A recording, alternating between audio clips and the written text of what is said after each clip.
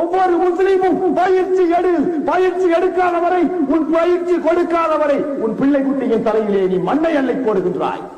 இன்று என்னை கோழையாக்கினால் நாளைய சமுதாயத்தை பணியிட்டு விட்டு அல்லாஹ்வின் கலகமுற்றவனாக, கைச்சேதமுற்றவனாக ஒவ்வொரு முஸ்லிமும் நிற்பீர்கள். உங்களுடைய தயவு எனக்கு தேவையில்லை. அல்லாஹ் எனக்கு மரணம் நிச்சயம்தான். அதை கூட நான் ஆண்டவனிடம் வேண்டுவது என்னவென்று தெரியுமா?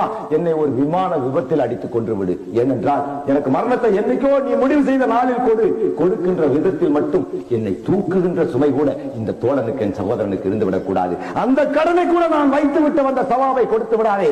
உனக்காக அனைத்து விளக்குகிறேன். ஆனால் என் சகோதரனுக்கு நான் சுமையாக மட்டும் வைத்து விடாதே என்று கேட்டுவிட்டு தான் நான் வர்றேன்.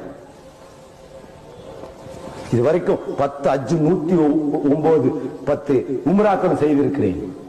ஒவ்வொரு முறையும் காபாவின் வாசலில் நின்று ஏன் துவா கபூலாக என்ற இடம் என்று சொல்லுகின்ற